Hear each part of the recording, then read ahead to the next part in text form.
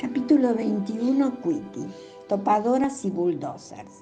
Topadoras y bulldozers doble trabajo lograron. Not only nos aplastaron, they also did los cimientos para los del country privado. No fue como un tsunami, ni como un terremoto, ni como una luz. O sí, pero entonces vivíamos como los que viven en tierras en las que se sabe que puede suceder. Ahí se teme el terremoto. Se trata de huir del tsunami y se construyen barricadas contra la luz.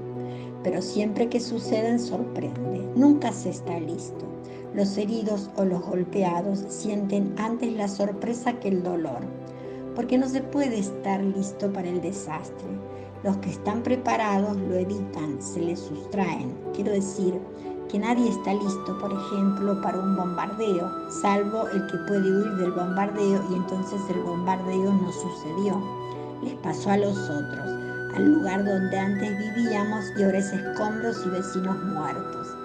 Tampoco el condenado a muerte deja de ser sorprendido por la bala, ni aunque haya estado horas mirando cómo se formaba el pelotón de fusilamiento y esperando, entonces sí, que un tsunami llegue justo hasta los soldados, que un terremoto abra una grieta y se los trague, o que una luz los aplaste.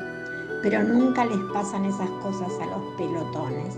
Y si los condenados no están atados, intentarán atajar las balas con las manos, se taparán la cara como en el cuadro de Goya o se cerrarán sobre sí mismos contra una pared. No estoy haciendo profecías. Hace varios siglos que se fusila y la gente se defiende siempre igual. Es que la de la muerte es una espera imposible. La vida se le resiste hasta el último instante y cuando deja de resistirse ya no es vida. Entonces no hay espera, hay lucha y hay sorpresa hasta el final. No sé cuánto luchamos y dado que perdimos no se puede dejar de concluir que no fue suficiente. Suficiente solo hubiera sido transformarnos en un ejército, pero trocados en fuerza armada hubiéramos dejado de ser lo que éramos, una pequeña multitud alegre. Resistimos, logramos que Baltasar Postura matara a la bestia, el líder de los primeros hostigadores que padecimos. Cuando el auto de la bestia se hizo mierda en la autopista, pensamos que ya estaba, que habíamos ganado y podríamos seguir viviendo en paz, que ya nadie obligaría a los pibes a salir a robar ni a las pibas a prostituirse. Y en cierto sentido tuvimos razón. Al jefe de la bestia ya no le interesaban esos negocios. Nunca le habían interesado especialmente. Él quería construir. Era la punta de la hora del tsunami inmobiliario. De algún modo, no es muy difícil adivinar cuál obtuvo los derechos sobre las tierras. Le debe haber costado bastante caro porque el Consejo Deliberante en pleno se los otorgó. Y tuvo el visto bueno de Postura, que desde que teníamos las carpas nos contaba con los pibes para que le hagan de tropa. A cambio, el jefe prometió construir un complejo de viviendas sociales en las últimas tierras baldías de La Matanza.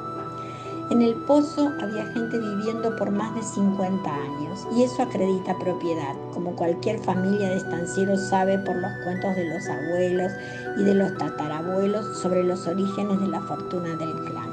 Quiero decir, se alambraba y con los años y la fuerza esto se volvía un título de propiedad. De todos modos, no creo necesario argumentar mucho. Había como 5 generaciones de villeros nacidos en la villa. Los pobres se reproducen cuando son muy jóvenes. Los chicos más chicos de la villa eran cuarta e incluso quinta generación de villeros. Y estaba el estanque con las carpas tan proclives a la reproducción, pese a todo hacinamiento como sus dueños. Y estaba la Virgen, que ya era la Virgen Cabeza, tan villera como su medium, mi amada Cleo. Empezamos a armarnos un poco más, pero no lo suficiente. Jamás imaginamos semejante desmesura. Los vendedores de armas sí que sabían. Siguen las noticias y cuando vieron el conflicto aparecieron como si hubieran estado siempre ahí y crecieran del barro. Nos ofrecieron hasta morteros. No sé qué hubiera pasado si hubiéramos aceptado.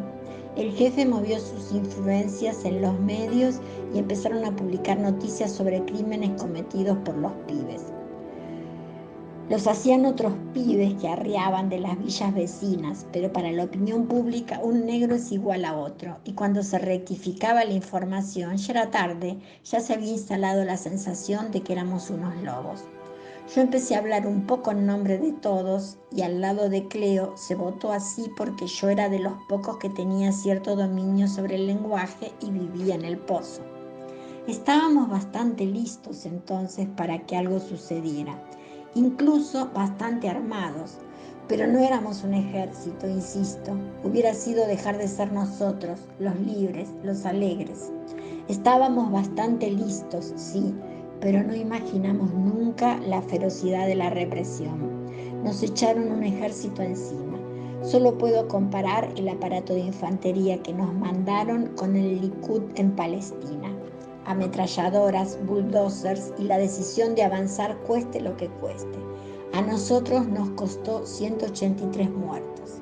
A ellos 47, pero avanzaron igual y acá estamos. Nosotras en Miami, convertidas en estrellas, previa temporada paranoica en mi casa y de duelo en la isla. Juan está en China y solo este año volvió a Argentina. La Colo y el Gallo en el hogar de la Ferrere. Elena en el acuario con su Klein y sus delfines parlachines. Los 183 podridos o ya hechos polvo en el cementerio de Boulogne. Los demás, no sé.